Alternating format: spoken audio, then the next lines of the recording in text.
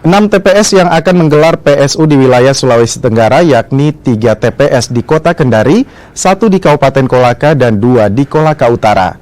PSU digelar berdasarkan rekomendasi Panitia Pengawas Kecamatan atau Panwascam karena adanya dugaan pelanggaran dalam proses pemungutan suara di TPS, diantaranya ada pemilih terbukti mencoblos lebih dari 1 kali, ada juga pemilih yang tidak terdaftar di DPT, DPTB, dan bukan penduduk setempat berdasarkan KTP namun ikut memilih.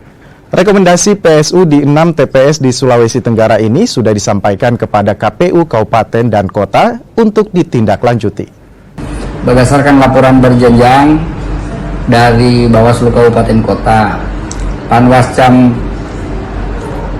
di Provinsi Sulawesi Tenggara sudah mengeluarkan beberapa rekomendasi.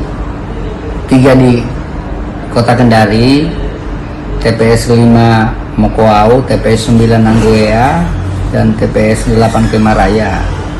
Untuk TPS 5 Mokoau sudah dilaksanakan kemarin. Untuk 2 TPS masih menunggu tindak lanjut KPU.